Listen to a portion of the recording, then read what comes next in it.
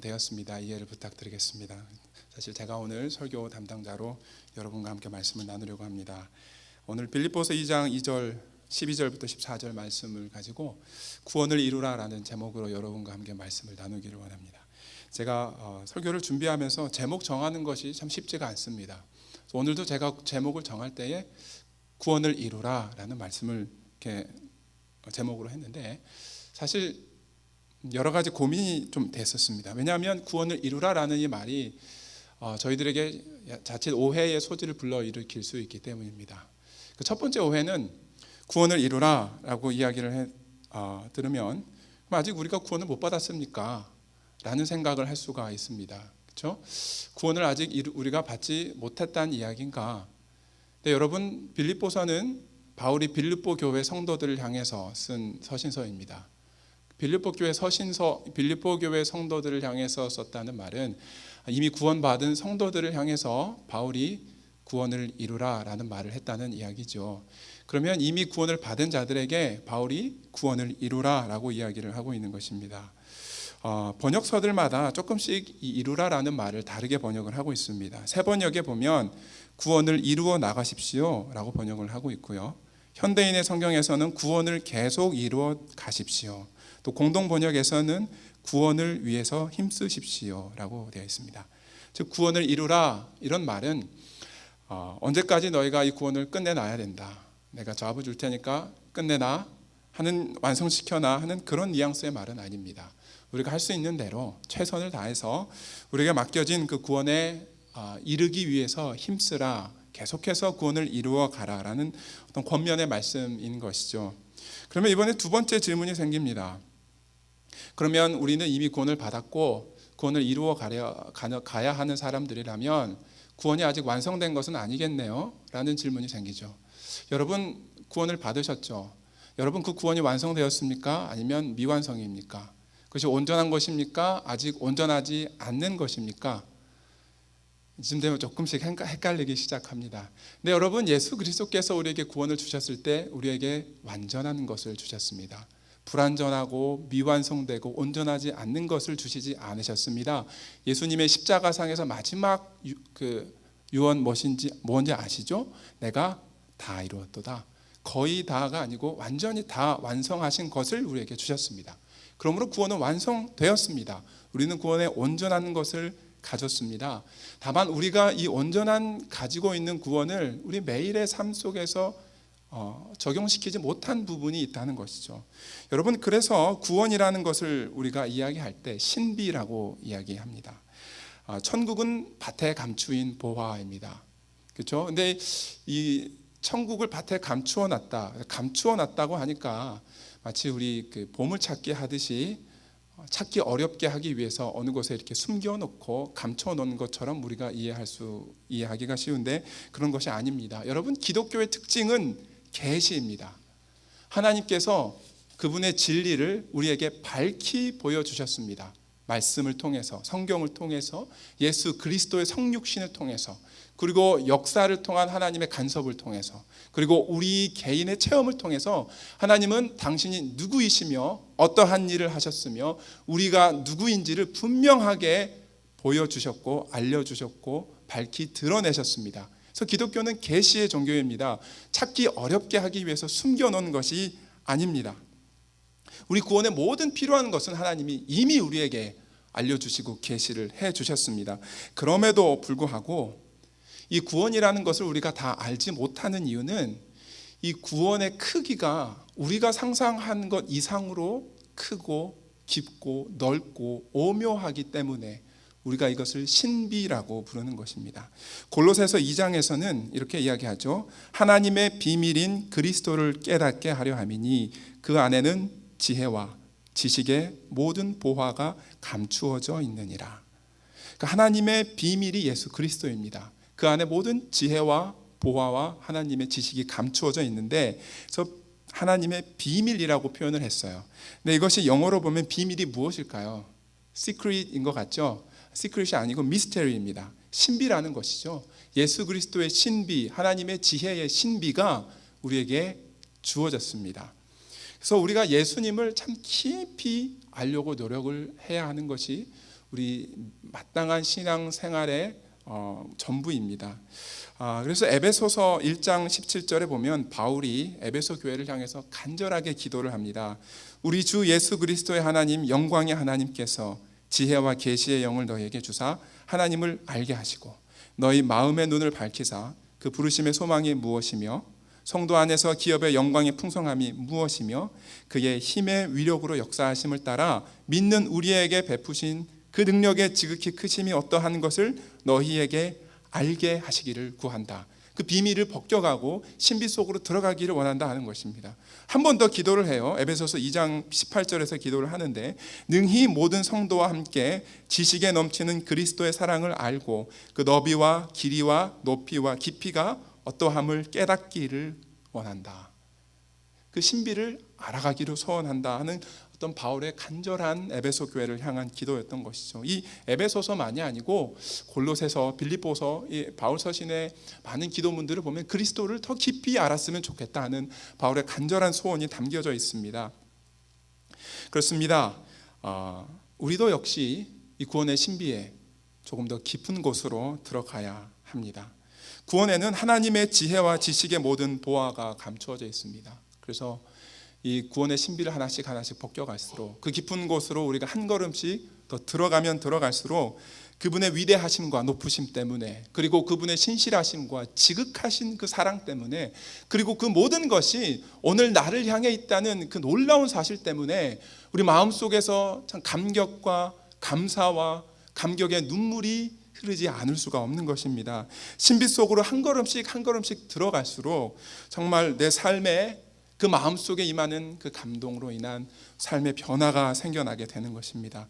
여러분, 요한복음 3장 16절 하나님이 세상을 이처럼 사랑하사 독생자를 주셨으니 이는 그를 믿는 자마다 멸망치 않고 영생을 받습니다. 그 한 절만 알아도 여러분 구원 티켓을 받는 데는 문제가 없습니다. 구원은 받습니다. 그 한 절만 내 말씀으로 받아들이고 진리로 인정하고 예수님을 나의 주로 시인하면 우리는 구원을 받습니다. 그러나 여러분, 이제부터가 시작입니다. 구원을 받았으니까 됐네, 이제 끝이 아니고 이제부터가 시작이라는 것입니다. 여러분, 구원을 이렇게만 쓰기에는 구원은 너무 아깝고 예수 그리스도의 신비는 너무나 깊습니다. 우리가 그 속으로 더 깊이 들어가면 들어갈수록 우리가 정말로 상상하지도 못했던 기쁨과 희열과 감사가 우리 마음속에서 터져나오고 솟아나게 되는 것입니다. 바로 그 말씀이 오늘 빌립보서의 표현을 빌리면 구원을 이루라 하는 그 말씀인 것입니다. 여러분, 우리가 그러면 어떻게 하면 이 구원의 신비 속으로 조금 더 깊이 들어가고 예수님을 더 많이 알고 예수님과 인격적으로 더 끈끈한 관계를 맺어갈 수 있을까요?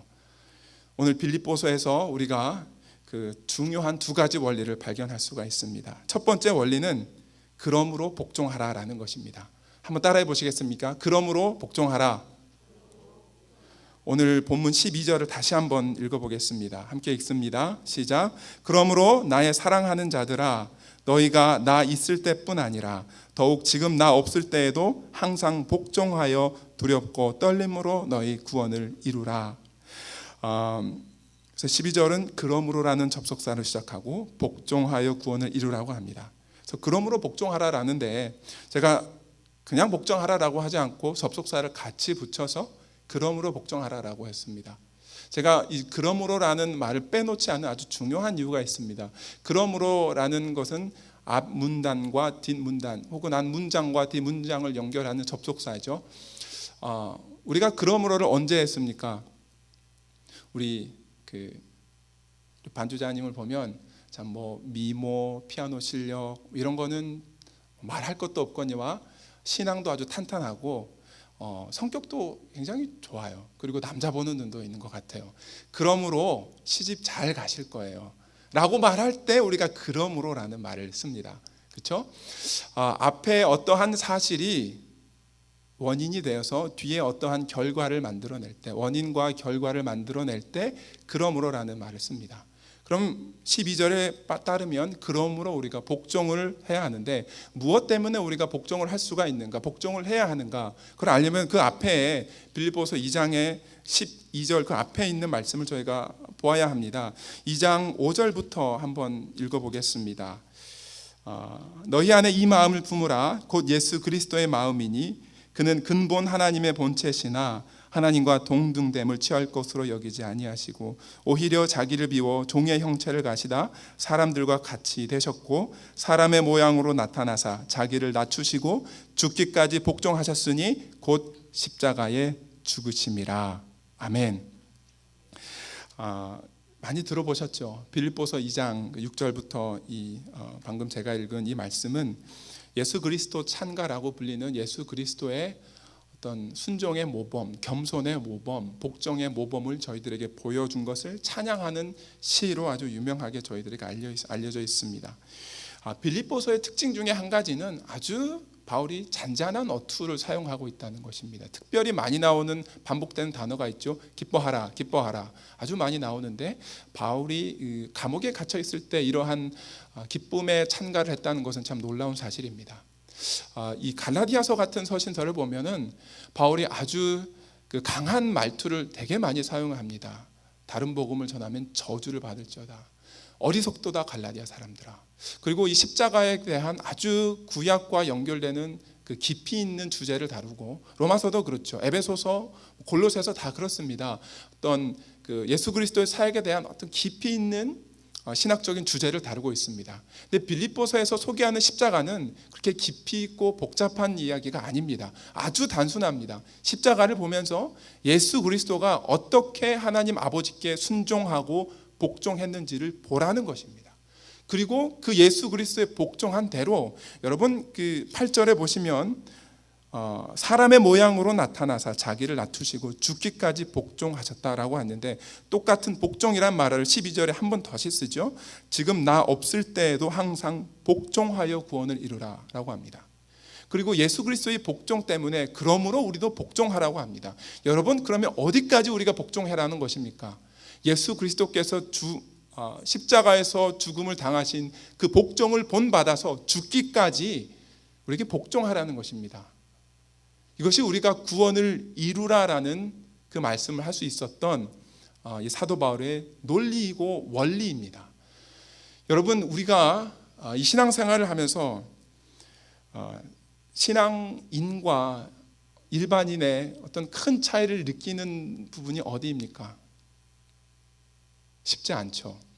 여러분 매일의 일상 가운데서 정말 화가 치밀어 오를 때, 울분이 솟아오를 때 여러분 그때가 우리가 크리스찬으로서 기독교인으로서의 다른 점을 나타낼 때입니다. 예수 그리스도의 복종함으로 말미암아서 우리가 죄 짓지 않는, 남의 마음에 상처를 주지 않고 남의 사람에게 피해 주지 않고 선으로 악을 이기는 그러한 순종의 모습, 복종의 모습이 우리 안에 있어야 된다는 것입니다. 여러분 우리가 예수님께서 하나님께서 사람들을 다루실 때에 마치 강제로 다루듯이 마치 농부가 고삐를 이렇게 끌고 소를 끌고 가는 듯한 모습으로 우리를 하나님 다루시지 않으십니다. 우리를 설득하시고 찾아오시고 대화하시고 우리가 알아들을 수 있는 말로 우리에게 설명하시고 우리에게 진리가 무엇인지를 보이시고 알리시고 우리의 마음을 움직이십니다. 여러분 우리가 복종하겠습니다 라고 우리가 결단할 때 하나님이 그때 우리에게 능력 주시고 힘 주시고 따라갈 수 있는 우리의 마음가짐을 주십니다. 그래서 여러분 우리가 그러므로 복종해야 합니다. 그것이 우리가 구원을 이루는 첫 번째 원리이고 방법입니다. 다시 한번 따라 하시겠습니다. 그러므로 복종합시다. 아멘. 이것이 우리의 구원을 이루어가는 예수 그리스도를 닮아가는 사도 바울이 말한 첫 번째 원리이고 방법입니다. 그 두 번째 방법은 무엇이냐 하면 우리 안에 행하시는 이가 있다는 것입니다. 여러분 13절 함께 다시 읽어보시겠습니다. 13절 읽습니다. 시작. 너희 안에서 행하시는 이는 하나님이시니 자기의 기쁘신 뜻을 위하여 너희에게 소원을 두고 행하게 하신다. 아멘. 그렇습니다. 여러분 너희 안에 행하시는 이가 하나님이시니 우리 안에 행하시는 이가 있습니다. 구원을 이루라 라는 말은 명령법이죠. 그래서 이제 명령이 떨어졌다. 이제는 우리가 그 명령을 실행에 옮겨야 될 책임이 있다. 그래서 이제는 우리가 해야 한다라고 우리가 말씀을 보면서 생각을 할 수가 있습니다. 여러분 그런데 구원이라는 것을 한번 생각을 해보십시오. 구약시대의 그 누구도 하나님께 하나님 우리 구원자가 필요하니 하나님 아들 보내주세요, 예수님 보내주세요 라고 요청한 사람이 한 명이라도 있을까요? 없습니다. 구원은 하나님의 단독 사역입니다. 구원을 시작하신 분이 예수님이시고, 구원을 성취하시고 완성하실 분도 예수님이시고, 그 시작과 성취 사이에 있는 모든 과정들에서 행하실 그 구원 사역의 주역도 하나님이십니다. 성령 하나님이십니다. 이 구원의 사역에 있어서는 우리가 무엇을 더할 것도 없고 무엇을 뺄 것도 없습니다. 하나님께서 시작하시고 완성하십니다. 그래서 빌립보서 1장 6절에 보시면 너희 안에 착한 일을 시작하신 이가 그리스도 예수의 날까지 이루실 줄을 확신한다 라고 이야기합니다. 여러분, 우리 안에 착한 일을 시작하신 그분, 그 예수 그리스도께서 그 마지막 날 때까지 우리의 구원을 그분께서 이루실 줄로 확신한다는 것입니다. 로마서 5장에서 보는 바와 같이 우리가 원수 되었을 때에 그의 아들의 죽으심으로 말미암아 하나님과 화목하게 되었은즉 화목하게 된 자로서는 더욱 그의 살아나심으로 말미암아 구원을 받을 것이다 이야기합니다. 여러분, 이 말씀이 무슨 말씀이냐면 우리가 하나님과 원수된 자들이었습니다. 본질상 진노의 자녀로 죽었던 사람들, 하나님과 떨어져서 완전히 원수인 그 사람들을 하나님 이제는 우리를 아들의 신분으로 만들어 놓으셨습니다. 우리에게 아들의 옷을 입혀주셨습니다. 그래서 이제 아들이 되었는데, 이제 아들 된 우리를 하나님이 왜 다시 포기하겠느냐, 왜 내어버려 두시겠느냐, 그분의 약속 완성하시겠다, 구원을 이룰 때까지 하나님이 결단코 포기하지 않고 우리를 예수 그리스도의 부활에 본받아서 연합하여 예수 그리스도의 영광스러운 모습에까지 변화시켜 놓을 것을 이루겠다라는 그 말이 더욱 구원을 받을 것이다라는 그 말인 것입니다.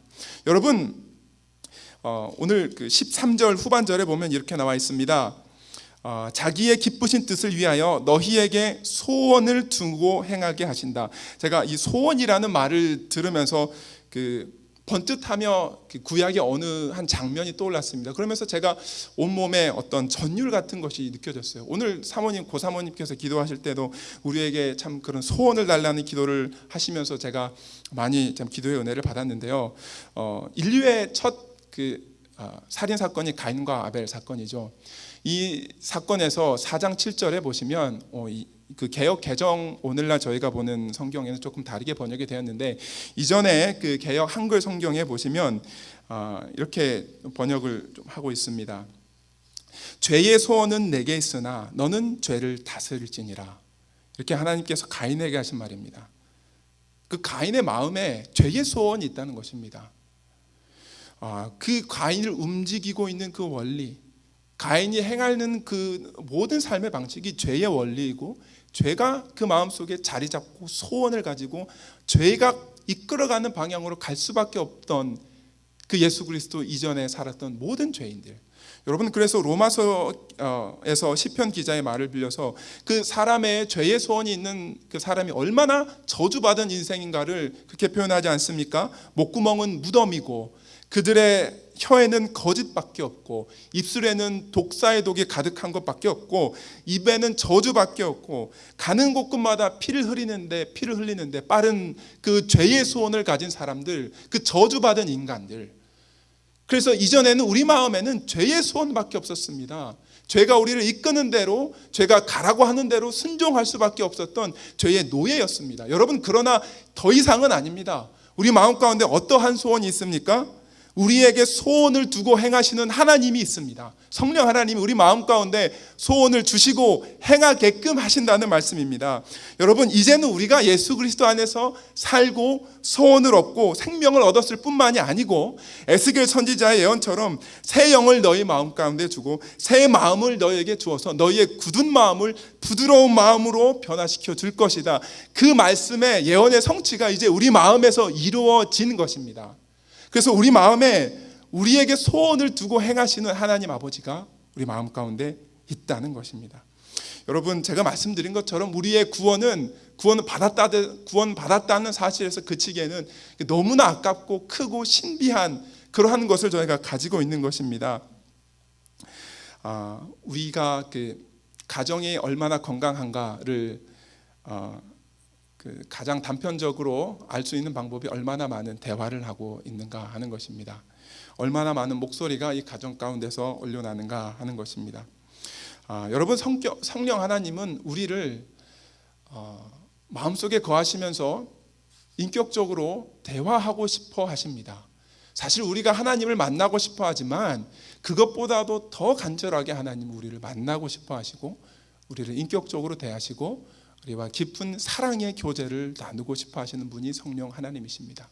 그래서 우리 마음속에 자리 잡고 계신 그 성령 하나님이 우리가 그분에게 귀를 기울이고 그분의 음성에 귀를 기울이면 분명히 하나님께서 우리에게 뭐라고 말씀하시는지 그 뜻을 우리가 알 수 있고 들을 수 있습니다. 그분의 음성이 우리의 귀에 생생하게 들립니다. 하나님께서 살아계시고 역사하시기 때문에 우리 마음 가운데 자리 잡고 우리를 지금도 소원을 주시고 행하고 계시기 때문에 여러분 마음 깊은 곳에서 하나님의 말씀을 기반으로 기도하며 귀를 기울여 보십시오. 힘들 때에, 절망되는 순간에, 낙심되는 순간에, 갈등되는 순간에, 그리고 참기 어려운 울분과 미움과 화가 치솟는 그 순간에 여러분 마음 가운데 말씀하시는 성령 하나님께 귀를 기울여 보십시오. 그러면 14절과 같은 결과가 우리에게 도래할 수 있습니다. 모든 일을 원망과 시비가 없이 예수 그리스도의 온전한 데까지 우리가 구원을 이루어 갈 수가 있다는 것입니다. 여러분, 첫 번째는 그러므로 복종하라 했습니다. 사실 두 번째와 굉장한 밀접하게 관련이 있죠. 어떻게 복종합니까? 우리 안에 행하시는 이가 있기 때문에 그분의 음성을 듣고 그분의 말씀에 순종하고 그분과 인격적인 교제를 나누며 그분을 닮아가고 순종하고 복종할 때 우리에게 구원이 이루어진다는 것입니다. 매일매일 우리에게 간절한 소원 한 가지가 있어야 합니다. 우리 마음 가운데 물론 많은 욕심이 있고 목표가 있고 삶에 지향하는 것이 있지만 반드시 우리가 가져야 할 한 가지 열망, 예수 그리스도의 신비에 깊이 들어가십시다. 구원의 깊이를 알아가십시다. 예수님과 더 깊은 교제 속으로 나아가십시다.